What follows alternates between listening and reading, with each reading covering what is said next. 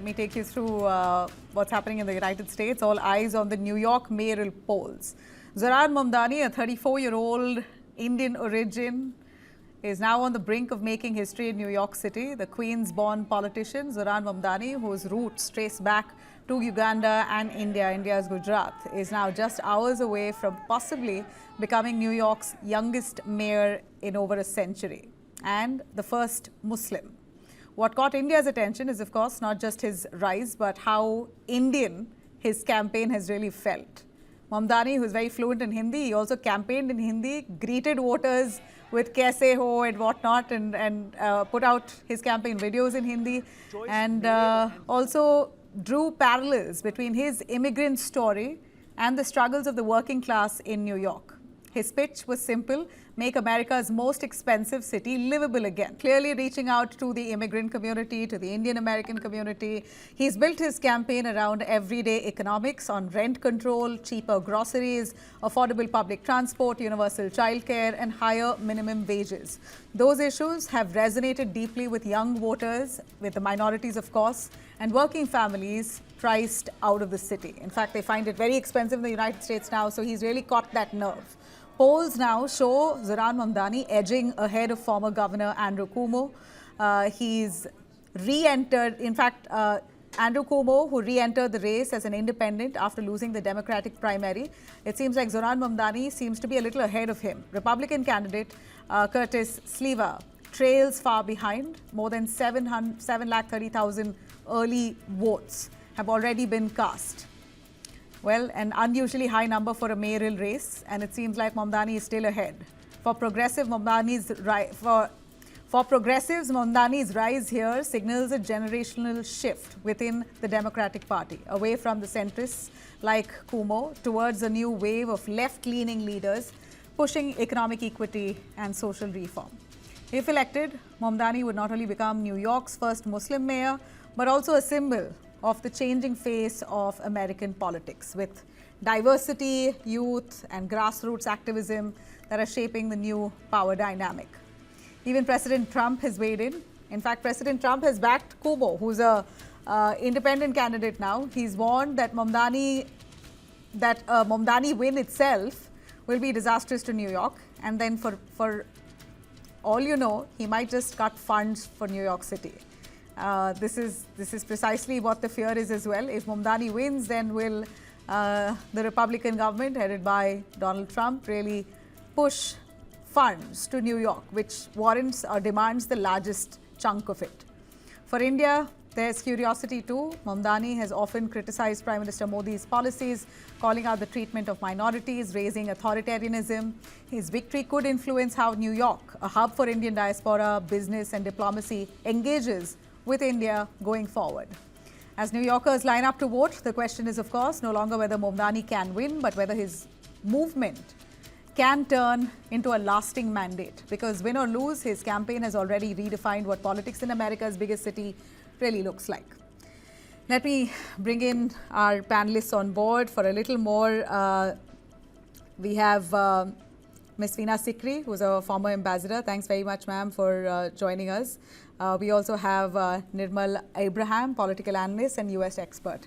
Thanks, both of you. Ambassador Veena Sikri, your take first on Zohran Mamdani. How would a Mamdani-led New York shape India-US relations? I did spell out the Hindi campaign that he put out, the Indian American community that he reached out to, and the anti-Modi narrative as well. So one should notice that he's spoken extensively, saying that he does not agree with Modi's policies. Give us a little more on why there is so much interest for Mamdani's elections in India. Well, I think he's standing for the mayoral position in New York. So ultimately, it is an American campaign, and the result will be an American mayor of New York, truly the first one from South Asia. So I think, question is whether the people who are voting for him find any appeal in his campaign, on rent freezing, on free childcare, creches for children, and so on. This is all their own internal problem. Certainly, India has always had a very happy and good relationship with New York, where there's a very significant Indian diaspora there, but also it is a beautiful city, a very lively, vibrant city. In many ways, they say if you haven't seen New York, you haven't seen USA. I mean, it is a great city. There's no doubt about that. So obviously, this is a matter of great interest for the Indian community as well. But there has been concern in India about the candidate Zohran Mamdani's statements about India. One would imagine that India, as the country of his origin, or at least his parents' roots, his mother's roots are very much in India. And so you would expect that he would know something about it. But, he has made statements which are quite misinformed, quite uninformed, and politicized statements. So that has definitely caused some concern, serious concern in India, because you do not expect that a mayoral candidate standing in New York would, go out of his way to make such statements about India. Yeah. Because it's not called for. In a campaign in New York, you don't, have to bring in anything on. So obviously, this is a matter that has raised a lot of eyebrows in India, and people are concerned about it. But it's to be seen whether, if and as he's elected, whether this will impact what he does as mayor of New York, and whether his statements about India will in any way impact the very happy and vibrant relations that exist between India and big cities in India, particularly Mumbai and Delhi, with New York. Everybody loves going there, but we have to wait and see. There is concern, no doubt. Well, if I could also bring in Nirmal Abraham on that. Nirmal, your take on Mamdani's criticism for Prime Minister Modi. I will repeat it again because he's kind of reaching out to the Indian population there with criticism for Modi. So far, what we've seen of Modi's presence in the United States, at least under the Trump regime, was glory of that of absolute glorification of the Prime Minister's image and the love that the Indian diaspora has poured on him. And here is one man in his American mayoral polls talking and criticizing about the Indian Prime Minister. So there is certainly a section that he's trying to cater to, and that section possibly is making him even win. He's leading the race. Yeah, I mean, I saw the Hindi campaign that you just aired, and I would say that the Hindi campaign may have benefited him among Indians, but I don't know how the Hindu campaign benefited, because his comments on Hinduism as well as comments on Hindu nationalism hasn't really fared well among the Indian folk, even in the US.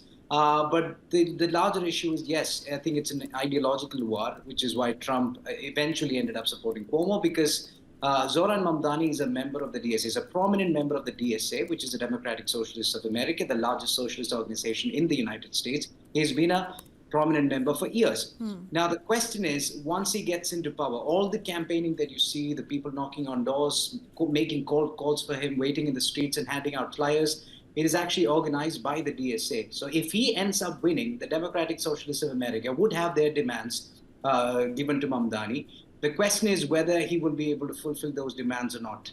That's where I think Indians in New York also should be concerned, because the DSA, from their charter, if you look at their charter and agenda, it is just to basically throw out capitalism in the United States. In New York, one of the largest cities in the world, throw out capitalism. So that's a bigger concern here, I think, even for the Indian diaspora. Second, even if he wins, I don't think he'll be able to fulfill his promises, to make his word, because as you rightly said in the beginning, Trump has openly admitted that he will not be sending funds. He will be blocking, denying, and delaying grants as well as subsidies, which he needs for some of his policies, universal child care, building 200,000 housing units. All of this requires federal assistance. Trump will not give him assistance. So at the end of the day, by 2028, what Mamdani would say is, I did not get assistance of Trump, which is why I could not fulfill my promises. But the only thing that may grow in New York is the progressive left politics, which is what Trump is worried about. What's also quite stark here is Trump's politics on anti-immigration, and here is Mamdani saying that I'm securing immigrants' rights. I think today, when we're looking at the kind of protests that we're seeing in the United States, never seen before protests. Ms. Ambassador Veena Sikri, have you ever seen the scale of the protests in the United States against some of Trump's policies, largely to do with the immigration, anti-immigration policies? Zohran Mamdani coming as a stark contrast, seems like more like a savior of sorts. So even if one did not agree with Zohran Mamdani's ideology, possibly the religion that he comes from. The fact that he's somehow looking like the face against Trump seems lucrative for them to at least give him a chance once.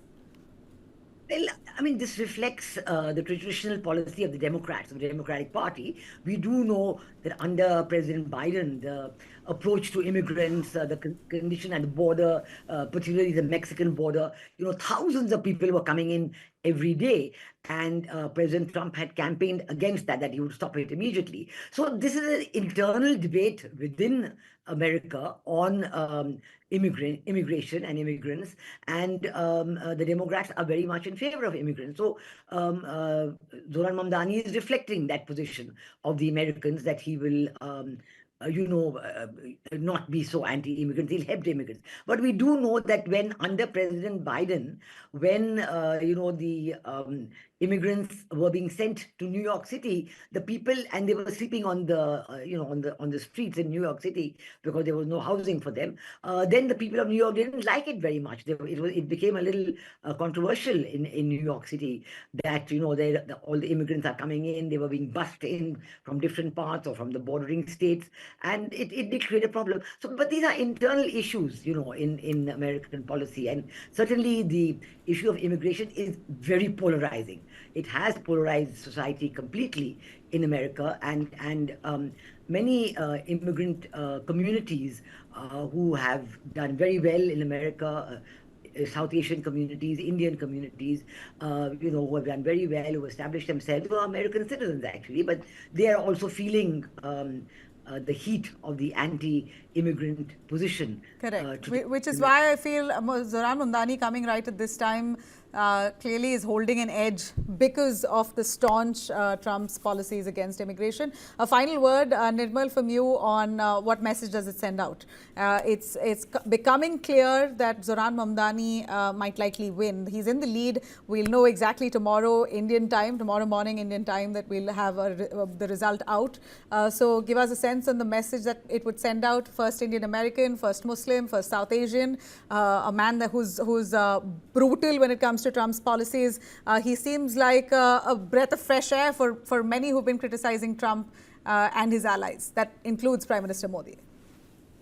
Correct. I think one thing I can agree on is that they never really had an answer to Trump in the last 4 years. You saw that with Kamala Harris. You saw that with Biden.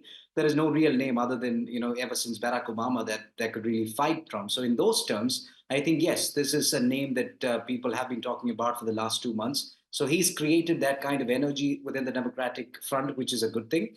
I also like some of his policies. My issue is not with his policies or his religion. The issue is actually this: how practical are those policies? Because New York has actually, as a matter of fact, tried rent freezing, didn't work. They have tried. Other cities like California have tried many of these, handing out to people stuff, but that hasn't worked there either. So his intentions may be good, but I don't know how practical it is, number one. Number two, the fact that he's flip-flopped on a few things is also concerning, especially defunding the police is something that he tweeted out. He said New York Police Department is actually a threat to public safety in 2020. Comes out in 2024 and changes that and says, no, I never said that. Actually, I was frustrated then, so that's what I said. And then he also spoke about decriminalizing some of the major as well as minor offenses. So his flip-flopping is also a little bit concerning. So he's charismatic. How real is he? How practical are his policies? We'll have to wait and see. All right. Thanks very much. We're going to wait for a few more hours for the results to come out. Thanks very much, Ambassador Veena Sikri and Nirmal, for joining us on that.